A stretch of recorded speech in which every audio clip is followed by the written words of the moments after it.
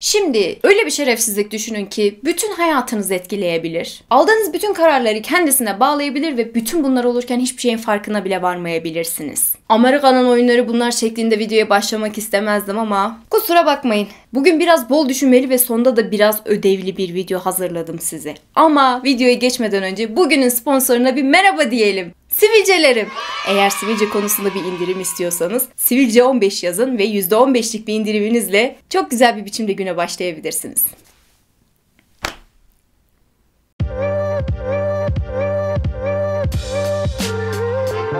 Kanala ilk defa denk geldiyseniz abone olun, Instagram falan. Bu aralar çokça ekmeği yenen ama yendiğinde de acaba bir sonraki adımda ne gibi manyaklıklarla karşılaşacağız diye düşündüren bir mevzuya bakmak istedim bugün. Outrage marketing. Peki outreach marketing nedir? Gelin hemen bir bakalım. Şok pazarlama olarak da bilinen outreach marketing, kasıtlı bir biçimde sosyal değerler ve kişisel fikirleri aşağılayarak insanları gücendirecek ve onların tepki vermesine sebep olacak şekilde davranmak demekmiş. Wikipedia'daki açıklaması bu yönde. Bu pazarlama taktiği bir ürün ve hizmet satışı için olduğu kadar politik meseleler için de kullanılmakta. Hatta daha çok belki de politika için kullanılıyor, kim bilir. Şok pazarlamanın yani outreach marketingin etkileri insanda güçlü bir his uyandırmak. Ne kadar öfkelenirsen o kadar iyi. Öfke hissi insanlarda en baskın şekilde etki ettiği için bunun ardına düşüyorlar. Ne kadar tepki verirsen birilerinin amacına o kadar çok ulaşılıyor. Bütün mesele insanların damarına basıp onlardan tepki toplamak. Çünkü tepki toplamak onların işine yarıyor. Şimdi farz edelim ki bu bir insan ve bu insan her ağzını açtığında insanın aklına gelmeyecek saçmalıkta şeyler söylüyor. Bu kişiyi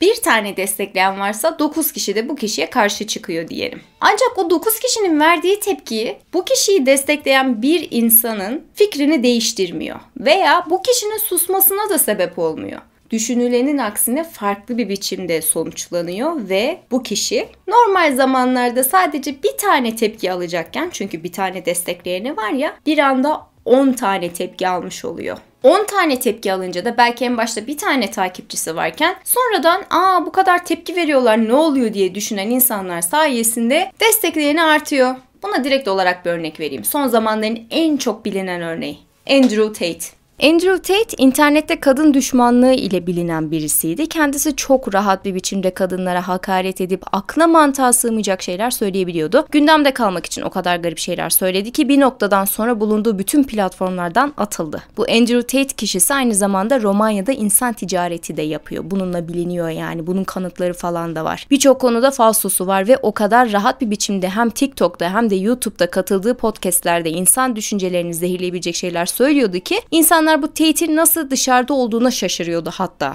İnanılmaz rezil ve korkunç bir insan. Hani ben burada bir sıçmık paylaşmıştım. Bu Andrew Tate onun çok daha fazlasıydı yani. Bu bahsettiğim sıçmık bundan örnek alıyordu, düşünün. Ama burada mesela Andrew Tate'in ne söylediği değil. Burada daha çok insanların nasıl tepki verdi. Andrew Tate ağzını ne zaman açsa birçok tepki yağıyordu doğal olarak. Zaten onu gündemde tutan şey de bu tepkiler oldu. Andrew bir şey bir kez söylediyse bunu 100 kere paylaştılar. Bunu 100 kere eleştirdiler ve binlerce insan bir anda Andrew Tate'i eleştirince Andrew Tate'in adı her yerde paylaşılmaya başlandı. İş o kadar büyümüş ki bir noktada ilkokul çocuklarının bile ağzında Andrew Tate'in söylediği sözler varmış. Öğretmenleri bu konuda o kadar endişelenmiş ki bu durum bayağı resmi bir şekilde şikayetlere de yansımış ve zaten sonrasında da bütün platformlardan atılıyor Andrew Tate. Andrew Tate platformdan atıldıktan sonra ve bazı saçmalıklar dinmeye başladıktan sonra insanlar şöyle bir durup düşünmeye başladı. Acaba bizim bunda katkımız ne oldu diye. Çünkü Andrew Tate'in söylediklerini eleştirenler ve kendi platformlarını taşıyanlar, insanların daha fazla tepki vermesini sağlayan kişiler yani. Biraz da olsa iğneyi kendilerine batırıp acaba ben bu konuda konuşmasaydım veya bu konuda bu kadar çok tepki toplayacak şeyler söylemeseydim bu adam bu kadar yükselir miydi diye kendilerini sorgulamaya başladılar. FT Signifier bunlardan bir tanesi.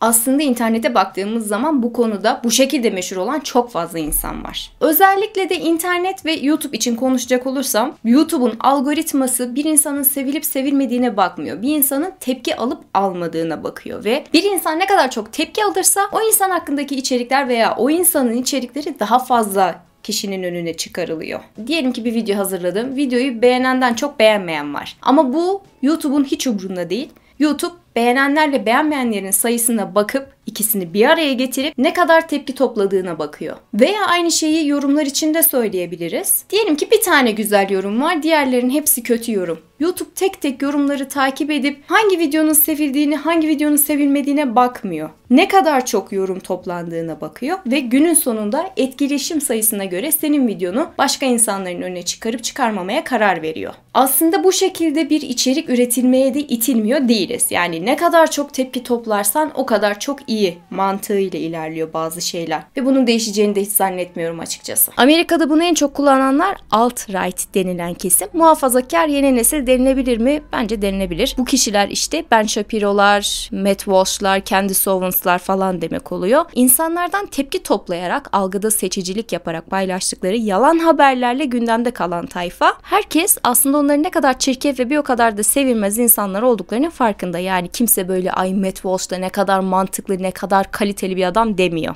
Hatta ben çok eminim o adam bu ülkede yaşıyor olsaydı çok güzel dövmüşlerdi onu. Yani tam böyle meydan dayağı atılması gereken tipler bunlar. Şiddeti savunduğum için söylemiyorum. Olabilecekleri gözden geçiriyorum sadece. Ancak bu tayfaya tepki geldikçe onları savunanların veya onları konuşanların da sayısı giderek artıyor. Her bir Ben Shapiro tayfasına bir Ethan Klein, bir FT Signifier, bir Jesse Gender, bir Noah Samsen falan tutup bir video hazırlayınca normalde hiçbir şekilde kendilerinden haberdar bile olmayacak farklı bir tayfaya kendilerini tanıtmış oluyorlar. Yoksa Matt Walsh da biliyor kadın nedir veya Candace Owens da farkında kölelik kötü bir şeydi. Onlar da biliyor bunu. Ama burada niyet farklı biraz. Burada dönen milyonlar var ve satılmaya çalışılan bir fikir var. Hadi birazcık da Türk örneklerden bahsedeyim. Sıradan ve reytinge kurban gidecek, hiç kimsenin hatırlamayacağı 3 bölüm sonra final yapacak bir dizi düşünün. Dizinin elle tutulur hiçbir yanı olmasın. Senaryosu bok gibi olsun, bir şeylerin kopyası olsun, oyuncular o kadar da başarılı olmasın ve insanlara da hiçbir şey katmasın diyelim. Tanıdık geldi değil mi? Aklınıza şöyle birkaç tane isim geliyordur. Veya hiç gelmiyordu bilmiyorum. Hiçbir akılda kalıcı değil çünkü. Dediğim gibi bu diziler birkaç bölüm sonra final yapabilir. Kimse tepki vermeyebilir. Çünkü kimse izlemeyecek. Böyle de bir gerçek. Ama tutup Murat Soner gibi birisi milyonların izlediği videolar içerisinde bu diziye küfrederse, tükürürse veya diziyi çekenlere, dizide oynayanlara laf söyleyip bunu insanların karşısına çıkarır, insanların öfkesini kabartırsa ulan bir de böyle bir dizi varmış biraz izleyip bakalım diyenler olacaktır. Yani izlemeyen kişilerin de merakını cezbedecektir. Dizilerin daha da absürtleşmesine, saçma sapan şeylerin insanın gözüne sokulmasına ne sebep olabilir diye bakacak olursak herhalde altında kesinlikle outrage marketing var diyebiliriz. İnsanlar neye tepki verir? Tamam o zaman kanırta kanırta bunu yapalım diyorlar. Canının en çok yandığı nokta neyse ona oynuyorlar. Çünkü insanlar ona tepki veriyor. Çünkü o zaman insanlar bunu ciddiye alıyor, izlemek istiyor veya buna karşı bir tavır takınıyor. Ve seveni kadar sevmeyeninin olmasını da istiyorlar artık. Çünkü sevmeyenler de seven kadar etki yaratabiliyor artık. Yani kimse dizisinin beğenilmesini istemiyor. Dizisinin sadece konuşulmasını istiyor. Ve dizi yapımcılarının amacı da zaten hani böyle ay insanların hoşuna gidecek bir şey yapalım değil veya insanları pışpışlamak değil. Onlara güzel bir şey sunmak değil. Onlar sadece paraya bakıyorlar. Şu noktada söylemem gerek, Murat Soner'in yaptığı şey yanlış değil. Yani tepki vermek, bununla ilgili videolar çekmek asla yanlış bir şey değil. Çünkü tepki vermek anormal bir şey değil. Tepki vermek insanın doğasında var olan bir şey. Aynı şeyi o yabancı YouTuber'lar için de söyleyebilirim. Yani bütün o commentary videolarını çeken insanlar için de söyleyebilirim. Yorum yapmak kötü bir şey değil. Bir konu hakkında konuşmak kötü bir şey değil. Buna tepki vermek de kötü bir şey değil. İyi bir şey olduğu için yapıyoruz. Ancak içinde bulunduğumuz durumlar her zaman sıradan veya böyle günlük mevzular olmayabiliyor. Yani kendi arkadaş çevremizde bir şeyleri eleştirmiyoruz burada. Bir şeyi yaptığımız zaman bazı insanlar çok fazla tepki gösterebiliyor. Burada yüz yüze baktığımız şey normal bir insan veya onun yaptığı şeyler değil. Burada direkt olarak muhatabımız bir pazarlama stratejisi. Ortada satılan bir şey var ve bu satılana kadar her şeyi mübah görecek cinsten insanların elinde bu satılan ürün artık her neyse. Bakın hatta bu konuda The Boys'tan bir örnek verebilirim. Stormfront karakteri tamamen outrage marketing üzerine yazılmış bir karakter. Bütün bir sezon boyunca insanları gaza getirecek, onların öfkesini kontrol edecek şeyler söyleyip en sonunda bazı insanların kendi çevrelerindeki, kendi hallerinde olan insanlara zarar vermesine sebep olmuştu. Bunu direkt olarak o sezonda işlediler. O yüzden mutlaka tavsiye ederim. Zaten Discord'da takip ediyorsanız her konuşmamızda bir The Boys mevzusu geçiyor. Buraya da ekleyeyim istedim. Politika derslerinde öğretilen ilk şeylerden bir tanesi insanlarla asla kahve muhabbetlerine girmeyindir. Çünkü politika okuyan birisi ve bunu ileride bir meslek haline getirecek olan bir insanın o anki gündem üzerinden tartışmak gibi bir önceliği olmamalı.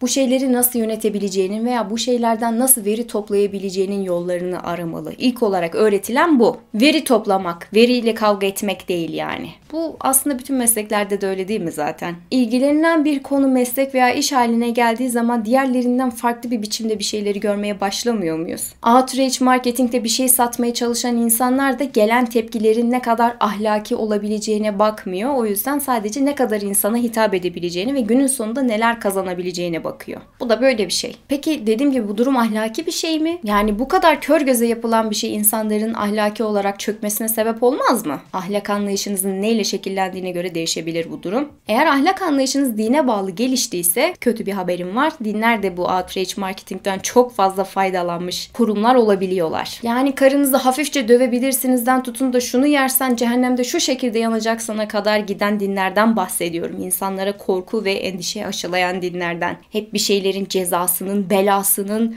külfetinin olduğunu söyleyen dinlerden. Ne derler hatta? İmam uçurmaz, cemaat uçurur.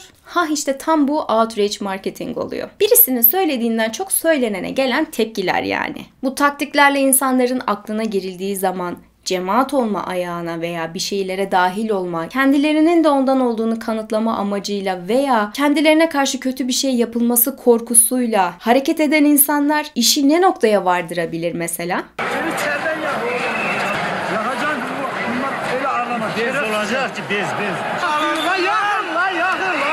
Tabii şimdi bu sadece son zamanlarda yaşanan veya Türkiye'de yaşanan bir olay da değil. Yani oldukça uzun bir zamandır yaşanıyor deniyor. Henüz okuma fırsatım olmadı. Alman bir filozof olan Peter Sloterdijk'ın söylediğine göre bu konunun temeli antik Yunan'a kadar gidebiliyor. Sloterdijk'ın neler söylemiş olabileceğine dair ufak bir video var. Onu da referans olsun diye ekliyorum. Merak ediyorsanız mutlaka bakın. Benim de ilk olarak alacağım kitaplardan birisi haline geldi bu arada bahsi geçen Rage and Time. Kendisi komünizmin tamamen bu tür bir tepkiyle kurulduğuna inanıyor.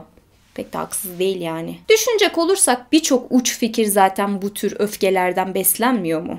Ortada mutsuz olan bir grup insan var ve bir şeye tepki vermek istiyorlar. İnsanların öfkelerini oynayarak onları bazı noktalarda kontrol edebilirsiniz. Kime oy verip oy vermeyeceğini, neyi satın alıp satın almayacağını siz belirleyebilirsiniz. Veya tamamen aynı Kuzey Kore'de olduğu gibi onların hayatı üzerinde tahakküm de kurabilirsiniz. Sadece onlara öfkelenecekleri bir platform verin.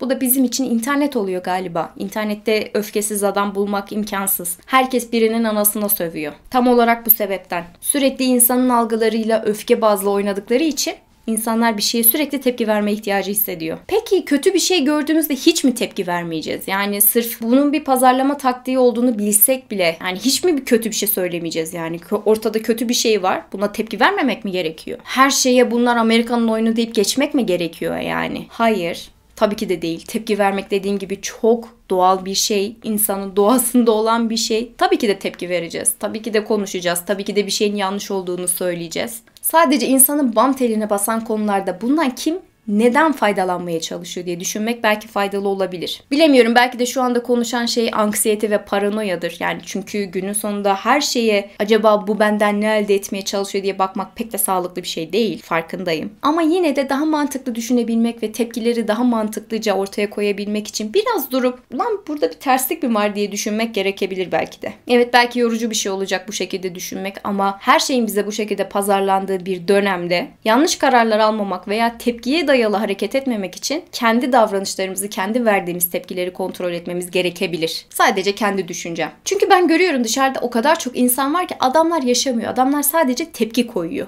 Yani adamların bütün hayatı tepki olmuş. Normalde hani kötü bir şey olursa tepki verirsin, geçersin, gidersin değil. Adamlar tamamen tepki vermek üzerine hayatlarını yaşıyor. Adamların bütün hayatı tepki. Yani ortaya konulan bir etkiden çok kendilerine sürekli yansıtılan bir şeye tepki veren insanlar var. Bu bana neyi hatırlattı biraz biliyor musunuz? Hani diyelim ki bir işe başlayacaksınız, bir şey yapmak isteyeceksiniz ama çevrenizde sürekli o iş öyle olmaz, bu iş çok zor, sen bu işi yapamazsın diye konuşan tipler var ya, biraz onu anımsattı. Belki bir gün onunla da alakalı alakalı bir video yaparım. Kim bilir. Ödev kısmına geliyorum. Not defterlerinizi çıkarın. Şöyle bir etrafınıza bakın istiyorum. İnsanlar neyden tepki toplamaya çalışıyor? Neyi tepki olarak senden almaya çalışıyor? Yani seni nasıl konuşturmaya çalışıyorlar? Birisi ne yaparsa sen tepki veriyorsun. Biraz bu şekilde düşünelim. Yani biraz analitik yaklaşalım olaya. Ben buna neden böyle tepki verdim diyelim mesela. Veya ben böyle tepki verdiğim için kim ne kazandı diyelim. Bu konuda neler düşündüğünüzü merak ediyorum açıkçası. Türkiye'de yaşayan genç insanlar olarak siz her gün neler yaşadığınızı yazın istiyorum. Sizin fark ettiğiniz bazı şeyler var mı? Yoksa giderek fark etmesi zorlaşıyor mu bunlar? Bunları konuşalım biraz. Çünkü eğer kendimizi bu konularda kontrol edebilirsek, hani başkasının uşağı gibi hareket etmek yerine gerçek anlamda kendi düşüncelerimizle yüzleşebileceğiz gibi geliyor biraz.